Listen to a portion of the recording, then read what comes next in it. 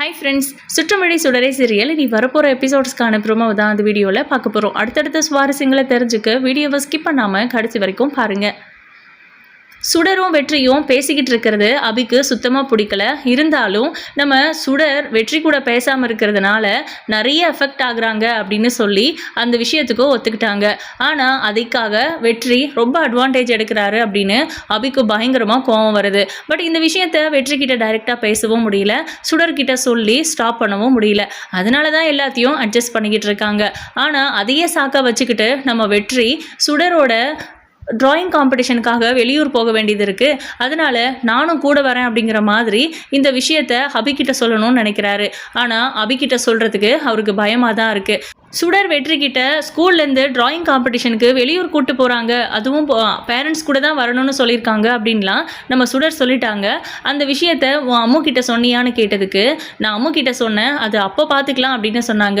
ஆனால் இப்போ போய் கேட்டால் என்ன சொல்லுவாங்களோ தெரியல கேப்டன் அப்படின்னு சுடர் சொன்னாங்க. நீ போய் உன் அம்மு கிட்ட பேசு, ஒருவேளை உங்கள் அம்முவால் கூட்டிகிட்டு போக முடியாது அப்படின்னா நான் உன்னை கூட்டிகிட்டு போகிறேன், அதையும் நீ அவங்கக்கிட்டேயே பேசு அப்படின்னு சொல்கிறாங்க. நான் உங்கள் கூட போகிறேன்னு சொன்னால் அம்மு திட்ட மாட்டாங்களா அப்படின்னு சுடர் கேட்குறாங்க. அதெல்லாம் திட்டமாட்டாங்க, நீயும் நானும் பேசுறதுக்கு அலோவ் பண்ணிட்டாங்கல்ல, அதனால பயப்பட மாட்டாங்க.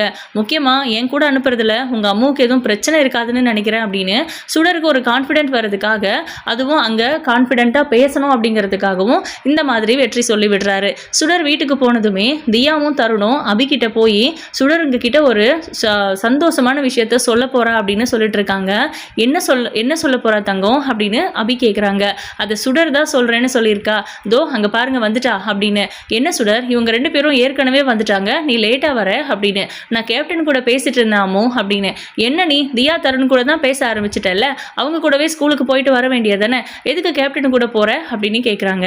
கேப்டன் கூட இத்தனை நாள் பேசிட்டு இருந்துட்டு இப்போ பேசாமல் இருந்தா அவர் கோச்சிக்க மாட்டாரா, அதனால தான் எனக்கும் அவர் கூட பேச பிடிச்சிருக்கில்லாமோ அப்படின்றாங்க. சரி, நீ ஏதோ எனக்கு குட் நியூஸ் சொல்றியாமே, என்னது அது அப்படின்னு அபி கேட்குறாங்க.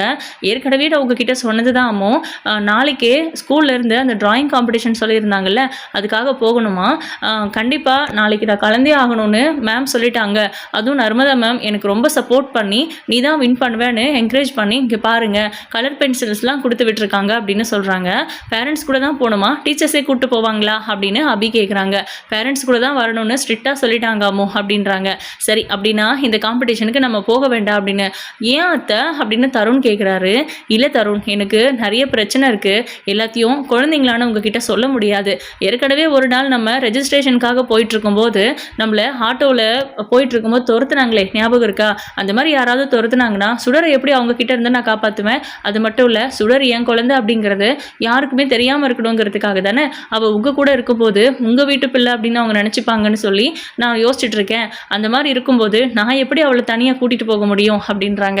நம்ம ஏதாவது ஒரு கார் பேசிக்கிட்டு நீ அவ்வளோ பத்திரமா போயிட்டு வந்துருங்க அப்படிங்கிற மாதிரி நம்ம சண்முகம் சொல்கிறாரு. இல்லைடா, வெளியூருங்கிறதுனால இது வேண்டாம் அப்படின்னு சொல்லிடுறாங்க. ஆனால் சுடர் ரொம்ப டல்லாக ஆயிடுறாங்க. அடுத்த நாள் காலையில் ஸ்கூலுக்கு ரெடி ஆகிட்டு இருக்கும்போது சுடர் டல்லாக இருக்கிறத பார்த்துட்டு என்ன ஆச்சு, ஏன் அப்படி இருக்க அப்படின்னு கேட்குறாங்க. இன்றைக்கி ஈவினிங் நம்ம அந்த ட்ராயிங் காம்படிஷனுக்காக கிளம்புனாதான் நாளைக்கு காலையில் அதில் கலந்துக்க முடியும் அம்மு அப்படின்றாங்க. இன்றைக்கி போகணும்னு சொன்னேன் அப்படின்னு. இல்லை அம்மு, நாளைக்கு தான் காம்படிஷன், நான் தான் மாற்றி புரிஞ்சுக்கிட்டேன், இன்றைக்கி நம்ம கிளம்பணும், நாளைக்கு அட்டென்ட் பண்ணணும் அப்படின்னு சொல்கிறாங்க. சரி இருக்கட்டும், அதை நான் வேண்டான்னு சொல்லிட்டேனே அப்படின்றாங்க. இல்லை அம்மு, ஈவினிங் வரைக்கும் டைம் இருக்குது, நல்லா யோசிச்சு சொல்லுங்கள், எனக்கு ரொம்ப ஆசையாக இருக்குது. அந்த ஸ்கூல்லேருந்து என்னை மட்டும்தான் செலக்ட் பண்ணியிருக்காங்க, நான் போகலைன்னா தப்பாக போயிடும், அதுக்கப்புறம் என்னை எதுலேயுமே செலக்ட் பண்ணாமல் விட்டுருவாங்காமோ அப்படின்றாங்க. படிக்கிறதுல மட்டும் கான்சன்ட்ரேட் பண்ணு, மற்றதெல்லாம் உனக்கு இருக்கிற திறமை எங்கே போயிடும், நீ போய் அங்கே கலந்துக்கிட்டு ஃபர்ஸ்ட் ப்ரைஸ் வாங்கி தான் உன்னை ப்ரூவ் பண்ணணும்னு எந்த அவசியமும் இல்லை, அம்மா சொல்கிறத கேளு அப்படின்னு சொல்லி சுடரை ஸ்கூலுக்கு அனுப்பிடுறாங்க. போகிற வழியில் சுடர் அழுதுகிட்டே போகிறாங்க. அழாத, அத்தையை எப்படியாவது கன்வின்ஸ் பண்ணிடலாம் அப்படின்னு தருண் தியா 2 பேருமே அவங்களுக்கு ஆறுதல் சொல்கிறாங்க. அப்போ பார்த்து வெற்றி வராரு. எதுக்குடா சுடர் அழுதுகிட்டே இருக்கா தருண் அப்படின்னு கேட்குறாங்க. அவங்க அம்மோ இவளை வெளியில் காம்படிஷனுக்கு போகிறதுக்காக வேண்டான்னு சொல்லிட்டாங்க, வெளியூருங்கிறதுனால கூடவே கூடாதுன்னு சொல்லிட்டாங்க, அதனால தான் அவள் ஃபீல் பண்ணிட்டு இருக்கா அங்கிள் அப்படின்னு சொல்கிறாங்க. இதை கேட்டு நம்ம வெற்றிக்கு ஒரு மாதிரி வருத்தமாக ஆயிடுது. சரி, நீங்கள் ஸ்கூலுக்கு போங்க, நான் அவளை கூட்டிகிட்டு வரேன் அப்படின்றாங்க. ஓகே கேப்டன் அப்படின்னு சொல்லி அவங்க அவங்க 2 பேரும் நடக்க ஆரம்பிக்கிறாங்க.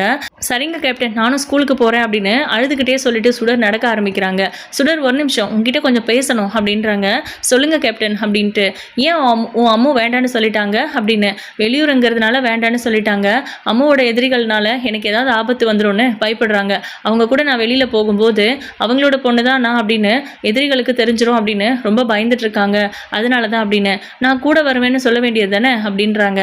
போகிறதுக்கே ஒத்துக்கல, அப்புறம் கேப்டனும் கூட வருவார்னு நான் எப்படி கேப்டன் சொல்ல முடியும்? பரவாயில்ல விடுங்க, நான் நெக்ஸ்ட் டைம் ஏதாவது இந்த மாதிரி ஆப்பர்ச்சுனிட்டி கிடைச்சா நான் கலந்துக்கிறேன். அம்மு சொன்னாங்க, உனக்கு இருக்கிற திறமையை ப்ரைஸ் வாங்கி வின் பண்ணி தான் நீ ப்ரூவ் பண்ணணும்னு எந்த அவசியமும் கிடையாது.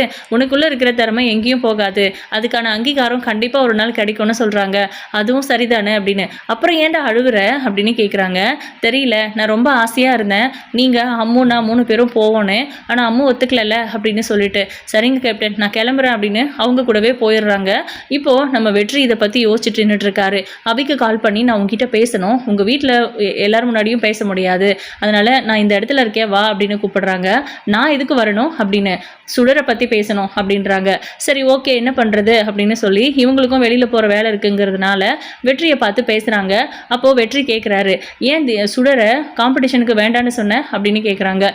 ஆமாம், வெளியூருங்கிறதுனால வேண்டான்னு சொன்னேன், அதில் உனக்கு என்ன பிரச்சனை அப்படின்னு கேட்குறாங்க. அப்போது வெற்றி இருந்துட்டு, அந்த பிள்ளைக்கு நல்ல திறமை இருக்குது, அதை என்கரேஜ் பண்ணுறதை விட்டுட்டு வேண்டான்னு சொல்கிறதெல்லாம் எந்த விதத்தில் நியாயம்? எப்படி இருந்தாலும் அவள் தான் ப்ரைஸ் வாங்க போகிறா. அவ்வளோ பேர் இருக்கிற ஸ்கூல்ல இருந்து சுடரை மட்டும் செலக்ட் பண்ணியிருக்காங்க அப்படின்னா அவள் திறமையானவ அப்படின்னு உனக்கு புரியலையா அப்படின்னு. அவள் ரொம்ப நல்லா படம் வரைவான்னு எனக்கு நல்லாவே தெரியும். அவள் டிராயிங்கில் கலந்துக்கிட்டாலே அவள் தான் ஃபர்ஸ்ட் ப்ரைஸ் வாங்குவான்னு எனக்கு தெரியும். வெளியூருக்கு என்னால் அவளை கூட்டிகிட்டு போக முடியாது, அதனால் என்னென்ன ஆபத்து வரும்னு உனக்கு தெரியாதா? இல்லை எனக்கு தெரியாதா? அது சுடருக்கு தான் தெரியாது, உனக்கும் புரியாத மாதிரி நடிச்சுக்கிட்டு இருக்காத. பிரச்சனையே நீ தானே எனக்கு அப்படின்னு சொல்கிறாங்க. பிரச்சனையே நான் தான், ஆனால் சுடர் கண்டிப்பாக இதில் கலந்துக்கணும் அப்படின்றாங்க. இல்லை முடியாது அப்படின்னு மறுபடியும் அபி முரண்டு பிடிக்கிறாங்க. அப்போ வெற்றி இருந்துட்டு, என்ன இப்போது இன்னைக்கு நைட்டு கிளம்புறோம், நாளைக்கு காலையில் டிராயிங் காம்படிஷனில் கலந்துக்கிட்டு அப்படியே அங்கேருந்து கிளம்பி வந்துட போகிறோம் அப்படின்றாங்க. என்ன சொன்ன அப்படின்னு அபி கோவப்பட்டு கேட்குறாங்க. அதான் சொன்னனே, நைட்டு கிளம்புவோம், காலையில் காம்படிஷன் முடிச்சுட்டு கிளம்பி வந்துட போகிறோம். இடையில எந்த எதிரி உன்னை பார்த்து உன்கிட்ட வந்து பிரச்சனை பண்ணுவாங்க, இல்லை சுடரை ஏதாவது பண்ணிடுவாங்கன்னு பயப்படுற, அதான் நான் கூட இருக்க போகிறேன்ல அப்படின்னு. நீ கூட இருக்க போறியா அப்படின்னு கேட்குறாங்க. ஆமாம், நானும் சுடர் காம்படிஷனில் கலந்துக்கிறத பார்க்கணும், எனக்கும் ஆசையாக இருக்குது, அவள் கூட டைம் ஸ்பெண்ட் பண்ண முடியுங்கிற வாய்ப்பை நான் மிஸ் பண்ணவே விரும்பலை அப்படின்னு சொல்கிறாங்க. இதை கேட்டு பயங்கர கோவம் வருது அபிக்கு. முடியவே முடியாது அப்படின்னு ரொம்ப ஸ்ட்ரிக்டாக சொல்கிறாங்க. இல்லை, நான் வந்து தான் தீருவேன், அப்படி இல்லாட்டினா உங்கள் அண்ணிக்கிட்ட வந்து நான் விஷயத்த சொல்கிறேன், நான் நல்லவன்னு அவங்க மனசில் நல்லாவே பதிஞ்சிருக்கு, அப்புறம் என் கூட வாழ சொல்லி உங்கள் அண்ணி உன்னை கட்டாயப்படுத்துவாங்க, என்ன பண்ணுவேன் அப்படின்னு கேட்குறாங்க. அது மட்டுமா, சுடரையும் உன்னையும் அந்த வீட்டில் இருக்க விடக்கூடாதுன்னு அவங்க நினச்சிட்டு இருக்காங்க. ஒருவேளை நாளை பின்னா நீ ஜெயிலுக்கு போக வேண்டிய சுச்சுவேஷன் வருதுன்னு வச்சுக்கோவேன் அப்படின்னு. அப்படி சொல்லும்போது அபி முறைக்கிறாங்க. இல்லை நீ மறுபடியும் ஜெயிலுக்கு போகக்கூடாதுன்னு சுடர் நினைக்கிறா, அதுக்காக நானும் அப்படி தான் யோசிக்கிறேன். பட் ஒருவேளை போக வேண்டிய சுச்சுவேஷன் அமைஞ்சிருச்சு அப்படின்னா சுடரை அந்த வீட்டில் இருக்கக்கூடாது, அவங்க அப்பா கூட இருக்கட்டும்னு சொல்லுவாங்க. அப்படி நான் சொல்ல வைப்பேன், அப்புறம் சுடர் நிரந்தரமா என் கூட வந்துருவா. அதெல்லாம் உனக்கு ஓகேவா? நான் அதெல்லாம் சாதாரணமாக பண்ணிடுவேன் அப்படின்றாங்க. இப்போ நான் என்ன பண்ணணும் அப்படின்னு கேட்குறாங்க. மாணிக்கத்தோட சொந்த ஊர் அந்த ஏரியாவில் தான் இருக்கிறதா கேள்விப்பட்டேன். சுடரை இப்போ காம்படிஷன் கூப்பிட்டு போகிற சாக்கில் அவளை காம்படிஷனுக்கு விட்டுட்டு நம்ம 2 பேரும் அந்த மாணிக்கம் இருக்கிற இடத்த கண்டுபிடிப்போம். அவனை கண்டுபிடிச்சா நீ பண்ணியா இல்லை அன்றைக்கி என்ன நடந்துச்சு அப்படிங்கிறதெல்லாம் தெரியும்ல அப்படின்னு வெற்றிக்கு சொல்கிறாரு. நிஜமாவே அந்த ஏரியாவிலேயே மாணிக்கம் வீடு இருக்குது அப்படின்னு கேட்குறாங்க. ஆமாம் அப்படின்னு சொல்லிட்டு, சரி ஓகே நீ வா அப்படின்னு நம்ம அபியும் ஒத்துக்கிறாங்க. அதே நேரத்தில் நம்ம வெற்றியோட இன்டென்ஷன் என்னன்னா, புலிக்குட்டி சொன்ன மாதிரி அபி கூட தனியாக டைம் ஸ்பெண்ட் பண்ண ஒரு வாய்ப்பு கிடைச்சதுன்னா பார்வதி அக்காவோட கொலை நடந்த அன்னைக்கு ஆக்சுவலாக என்ன நடந்துச்சு அப்படிங்கிறத அபிகிட்ட கேட்டு தெரிஞ்சுக்க சொன்னாங்க. அது மட்டுமா, அபி தப்பு பண்ணாங்களா இல்லையாங்கிறது அபி பேசுகிறத வச்சு கண்டுபிடிக்க முடியும் அப்படின்னும் வெற்றி கிட்ட சொல்லியிருந்தார் புலிக்குட்டி. அதனால தான் நம்ம வெற்றி கம்பல்சரி அபி கூட போயே ஆகணும் அப்படின்னு நினைக்கிறாங்க. ஆனால் மாணிக்கத்தோட வீடு அந்த ஏரியா அப்படிங்கிறது 100% உண்மை கிடையாது, ஏதோ கிடைச்ச தகவல் தான் நம்ம திவ்யா மூலமாக. இப்போது இவங்க 2 பேரும் கிளம்புறதா முடிவு பண்ணிட்டாங்க. பட் எங்கள் வீட்டில் இருக்கிற யாருக்கும் நான் உன் கூட வரேன்னு தெரியக்கூடாதுன்னு சொல்கிறாங்க. ஏன் தெரிய கூடாது அப்படின்னு கேட்குறாங்க. அதெல்லாம் அப்படிதான் அப்படின்ட்டு. சரி ஓகே அப்படின்றாரு வெற்றி. இப்போது இவங்க 3 பேரும், அதாவது ஸ்கூல்லேருந்து இவங்க 3 பேரும் வெளியே வரும்போது சுடர் ரொம்ப டல்லாக இருக்கிறத பார்த்துட்டு, உன் அம்மு கிட்ட நான் பெர்மிஷன் வாங்கிட்டேன், நான் உன் அம்மு 3 பேருமே உன்னோட காம்படிஷனுக்காக நைட்டுக்கே கிளம்ப போகிறோம் அப்படின்னு சொல்கிறாங்க. நிஜமாவா அப்படின்னு இவங்க 3 பேரும் செம்ம ஜாலியாக துள்ளி குதிக்கிறாங்க. சுடருக்கு எப்போவுமே இந்த உறவுகள் எல்லாம் நிலச்சிருக்கணும் கடவுளே, என்ன மாதிரி அனாதையாக ஆகிடக்கூடாது அப்படின்னு ரொம்ப ரொம்ப கடவுளை வேண்டிக்கிறாரு வெற்றி. இப்போது சுடர் வீட்டுக்கு போன உடனே நீங்கள் ஒத்துக்கிட்டீங்களாமே, கேப்டன் நம்ம கூட வராராமே அப்படின்னு எல்லாரும் முன்னாடியும் சொல்லவும், நிஜமாவா வெற்றி தம்பி கூட போகிறதுக்கு நீ ஒத்துக்கிட்டியா அப்படின்னு கேட்குறாங்க. அப்போ அபி என்ன சொல்கிறதுன்னு, அதாவது என்ன சொல்லி சமாளிக்கிறதுன்னு யோசிக்காம, இல்லை எனக்கு நிறைய எதிரிகள்னால ஆபத்து இருக்குல்ல அண்ணி, அதனால தான் அவர் கூட வந்தால் கொஞ்சம் சப்போர்ட்டாக இருக்கணும்னு நினச்சேன், சுடரும் ரொம்ப ஆசைப்படுறா அப்படின்றாங்க. சரி சரி ஓகே தான், நல்ல விஷயம்தான் அப்படின்னு சொல்லிட்டு, ஒருவேளை அபிக்கும் வெற்றிக்கும் சரியாக வந்துச்சுன்னா அவங்க 2 பேருக்கும் கல்யாணம் கூட பண்ணி வச்சிடலாம்ல, அதான் அபி எந்த தப்பும் பண்ணலன்னு ப்ரூவ் பண்ணி நிரந்தரமாக இங்கே இருக்கிறதா பிளான் பண்ணிட்டு இருக்கால, அப்புறம் என்ன அவங்க 2 பேருக்கும் பேசி கல்யாணத்தை முடிச்சு வச்சிருவோமா, சுடர் கூடவும் வெற்றி தம்பி நல்லா அட்டாச்சாக இருக்காரு அப்படின்னுட்டு இருக்காங்க. அதெல்லாம் எதுவும் பேசாத, அபி காதில் விழுந்ததுன்னா அவ சாமியாட்டம் ஆடிடுவா அப்படின்னு சண்முகம் சொல்லிட்டு இருக்காரு. இப்போ இவங்க 2 பேரும் ரெடி ஆகிட்டு வீட்டில் இருக்கிறவங்களுக்கெல்லாம் பாய் சொல்லி கிளம்புறாங்க. வெற்றி, அபி, சுடர் 3 பேருமே காரில் போயிட்டு இருக்காங்க. அவங்க ஏதோ சாப்பாடு எடுத்துகிட்டு வந்திருக்காங்க அபி, அதை சுடர் சாப்பிட்டுட்டு இருக்கும்போது எனக்கு ஊட்டுன்னு வெற்றி கேட்கும்போது அவங்க ஊட்டுறாங்க. அப்புறம் ஏமாற்றி விளையாடுறது இந்த மாதிரி போயிட்டு இருக்கு. கொஞ்சம் தூரம் போனதுக்கப்புறம் சுடர் தூக்கம் வருதுன்னு சொல்கிறாங்க. அவங்களோட தலையை அபியோட மடியிலையும் காலை வெற்றியோட மடியிலையும் வச்சு தூங்குறாங்க. அப்போது காலை பிடிச்சி விட்டுட்டு இருக்காரு வெற்றி. இதை பார்க்கும்போது அபிக்கு வெற்றி வந்து அபியோட காலை பிடிச்சி விட்டதெல்லாம் ஞாபகமாக இருக்குது. அதெல்லாம் யோசிச்சுட்டு ஒருத்தர் பார்த்துட்டு ஏதோ யோசனையில் வந்துட்டு இருக்கு. திடீர்னு சடன் பிரேக் பண்ணும்போது அபியோட தலை போய் சீட்டில் மோதி அவங்களுக்கு அடிபட்டுறக்கூடாதுன்னு ஜஸ்ட் நம்ம வெற்றி ஒரு ஃப்ராக்ஷன் ஆஃப் செகண்டில் கையை வச்சு அவங்கள சேவ் பண்ணுறாங்க. அபி வந்து கொஞ்சம் எமோஷனல் ஆகிடுறாங்க. வெற்றி எவ்வளோ நல்லவனாக இருந்தான், ஆனால் ஏன் இப்படி மாறிட்டான், எப்படி நம்மளை சந்தேகப்பட முடிஞ்சது இவனால் அப்படிங்கிற மாதிரி யோசிச்சுட்டு இருக்காங்க. உன்னை போய் நான் எப்படி சந்தேகப்பட்டேன்னு தெரியல அபி, இப்போ வரைக்கும் என்னால் உண்மையை கண்டுபிடிக்க முடியல தான், ஆனால் நீ தப்பு பண்ணியிருக்க மாட்டேன்னு எனக்கு ஏன் தோண ஆரம்பிச்சிச்சு. நான் ஏன் உங்ககிட்ட தனியாக பார்த்து பேசலை, நீ என்ன பண்ணின, என்ன நடந்துச்சு அப்படின்னு கண்மூடித்தனமாக மற்றவங்கெல்லாம் நம்பின மாதிரி நானும் நீ தான் கொலை பண்ணேன்னு நம்பி உன்னை ஜெயிலுக்கு அனுப்பிட்டேனே அப்படின்னு சொல்லி வெற்றி ரொம்ப வருத்தப்பட்டுட்டு இருக்காரு. இப்போ அவங்க ரீச் ஆக வேண்டிய இடத்துக்கு வந்துட்டாங்க. இன்னும் கொஞ்சம் நேரத்தில் வெளிச்சமாயிடும். ஃப்ரெஷ்ஷப் ஆகிறதுக்கு ஏதாவது ரூம் கிடைக்குமான்னு பார்க்குறேன் அப்படின்னு அங்கே பக்கத்தில் அந்த ஸ்கூல் ஏரியாவில் இருக்கிற ஒரு ரூமை வந்து புக் பண்ணுறாரு வெற்றி. அங்கே போயிட்டு 3 பேரும் ஃப்ரெஷ் ஆகுறாங்க. அதுக்கப்புறம் ஸ்கூல் ஸ்டேடியம்க்கு வெளியே வெயிட் பண்ணிட்டு இருக்காங்க. இங்கேயே காம்படிஷன் நடக்க போகுது அப்படின்னு, அட்ரஸ் இங்கே தான் போட்டிருக்கு அப்படின்றாங்க நம்ம அபி. அதுக்கப்புறம் சுடரை உள்ளே அனுப்புகிறாங்க. பேரண்ட்ஸ் உள்ளே அலௌடு கிடையாது, அவங்க முடிச்சுட்டு வரும்போது நீங்கள் இங்கேயே இருந்து பிக்கப் பண்ணிக்கணும், அங்கே பாருங்கள் வெயிட்டிங் ஹால் இருக்குது அப்படின்னு காமிக்கிறாங்க. சரி ஓகே அப்படின்னு இவங்க 2 பேரும் அங்கே உட்காந்துட்டு இருக்காங்க. கர்ணா கிட்ட வெற்றி வெளியூர் போயிருக்கிறதா தான் சொன்னாங்க. ஸோ வெற்றியை ஏதாவது பண்ணியே ஆகணும், திரும்ப அவன் ஊருக்கு வரவே கூடாது, நம்ம மேலேயும் சந்தேகம் வராமல் இருக்கணும், யாரோ எதிரிகள்னால வெற்றிக்கு ஆபத்து வந்துருச்சுன்னு நம்ம வீட்டில் இருக்கிற எல்லாரையும் நம்ப வச்சிடலாம் அப்படின்னு கர்ணா பிளான் பண்ணி ஆளுங்களை அனுப்பியிருந்தாங்க. அது மட்டும் இல்லை, சரியாக நடக்குதா இல்லையான்னு செக் பண்ணுறதுக்காக வேலையை முடிச்சுட்டு எனக்கு ஒரு ஃபோட்டோ எடுத்து அனுப்பணும், இல்லாட்டினா வீடியோ கால் பண்ணி காமிக்கணும் அப்படின்னு சொன்னாங்க. சரி ஓகே அப்படின்னு அவங்களும் ஃபாலோ பண்ணிட்டு வந்துட்டாங்க. பட் எங்கே வந்துட்டுருக்காங்க, கூட யார் இருக்காங்க அப்படிங்கிறத பற்றியெல்லாம் சொல்கிறதே கிடையாது. கர்ணா வந்து காலையில் டைமில் கால் பண்ணி என்னடா வேலை முடிஞ்சதா அப்படின்னு கேட்டால், இல்லை விடிய காலையில் இங்கே வந்து ரீச் ஆனாங்க, ஏதோ ஒரு ரூம் புக் பண்ணி அங்கே ஃப்ரெஷ்அப் ஆகிட்டு கூட ஒரு பொண்ணும் ஒரு குழந்தையும் இருக்காங்க, அவங்கள ஸ்கூலில் விடுறதுக்காக அந்த குழந்தைய விட்டுட்டு அந்த பொண்ணு கூட உட்காந்து பேசிக்கிட்டு இருக்கிறான் அப்படிங்கிற மாதிரி சொல்கிறாங்க. எதுக்குடா வெயிட் பண்ணிக்கிட்டு அப்படின்னு, அந்த பொண்ணையும் போடணுமா அப்படின்னு கேட்குறாங்க. யாருடா அந்த பொண்ணு அப்படின்னு, தெரியலண்ணே அப்படின்றாங்க.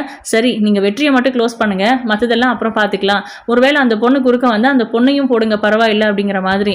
சரி ஓகே அப்படின்னு சொல்லி வெயிட்டிங் ஹாலில் இருந்து அவங்க வெளியே வருவாங்க, அப்போ போட்டுடலாம் அப்படின்னு வெயிட் பண்ணிட்டு இருக்காங்க. அதே நேரம் சுடர் டிராயிங் காம்படிஷனில் ரொம்ப அழகாக ட்ரா பண்ணிட்டு இருக்காங்க. டைம் முடிய போகுது அப்படின்னு சொல்லும்போது இன்னும் வேகமாக அந்த கலரிங்லாம் பண்ணிட்டு முடிச்சுட்டு வெளியே கிளம்புறாங்க. அவங்க இன்னும் ஸ்டேடியம் விட்டு வெளியே வரலை.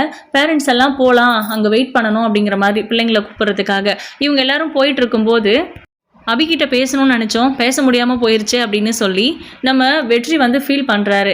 அதாவது மாணிக்கத்தை பற்றி இல்லை, கொலை நடந்த அன்னைக்கு ஆக்சுவலாக என்ன நடந்துச்சு அப்படிங்கிறத கேட்கணும்னு நினச்சிட்டு இருந்தாரு. அபி அதுக்கெல்லாம் ஒரு வாய்ப்பே கொடுக்கல. வெற்றி உட்காந்துட்டு இருக்கிற இடத்துல அபி உட்காடுறாங்க, ஆனால் அவங்க பக்கம் திரும்ப மாட்டுறாங்க, ஆப்போசிட்டாக திரும்பி உட்காடுறது, இல்லைனா ஒரு மாதிரி கடுப்பாக இருக்கிறது, அந்த மாதிரியே பண்ணிட்டு இருக்காங்க. ஸோ இதனால தான் வந்து வெற்றியால் அப்ரோச் பண்ண முடியல. இப்போ இவங்க 2 பேரும் சுடரை கூப்பிட்டுக்கலாம் அப்படின்னு நடந்து வந்துட்டு இருக்கும்போது சுடர் வந்து வந்து கேட் ஓப்பன் பண்ணினதும் பேரண்ட்ஸ் இங்கே வெயிட் பண்ணுவாங்க, அவங்க கூட தான் போகணும்னு சொன்னதை மீறி அம்மு அப்படின்னு சொல்லிட்டு ஓடி வராங்க. ஓடி வரும்போது வெற்றி மேலே போக வேண்டிய அந்த அருவா நம்ம சுடர் மேலே பட்டுருது. லேசாக தான் படுது, இருந்தாலும் ஜஸ்ட் மிஸ்ல சுடர் உயிர் பழிச்சாங்க. இருந்தாலும் அவங்க அந்த பயத்தில் மயங்கி விழுந்துட்டாங்க. வெற்றி சுடரை தூக்கிக்கிட்டு ஹாஸ்பிட்டலுக்கு ஓடுறாரு. அபியுமே வந்து கூட பதறிக்கிட்டு ஓடிட்டு இருக்காங்க. ஸோ என்ன நடந்துச்சு, என்ன நடக்குது அப்படிங்கிறத ஒரு செகண்ட் அதை யோசிக்க கூட முடியல இவங்களால. அதுக்குள்ளே இந்த மாதிரி ஒரு அசம்பாவிதம் நடந்துருச்சு. வெற்றியை தாக்குதல் பண்ணுறதுக்காக இவங்க போனாங்க. ஓடி வந்த சுடர் மேலே ஜஸ்ட் பட்டுடுச்சு. ஸோ இதுதான் வந்து இங்கே விஷயமே. இப்போது இவங்க அண்ணன் சொன்னால் நம்ப மாட்டார், நம்ம ட்ரை பண்ணோங்கிறத, அதனால் வீடியோ எடுத்து அனுப்பிடலாம் அப்படின்னு சொல்லிட்டு அதை வந்து வீடியோ எடுக்கிறாங்க. வீடியோ எடுத்து கர்ணாவுக்கு அனுப்புனா அதை பார்த்துட்டு அவர் பயங்கர அதிர்ச்சி ஆகுறாரு. ரவுடிங்க கிட்ட டைரெக்டாக கேட்கல அப்படின்னாலும் அந்த குழந்தை அபி கூட இருக்குது, வெற்றி அபி கூட இருக்கான்.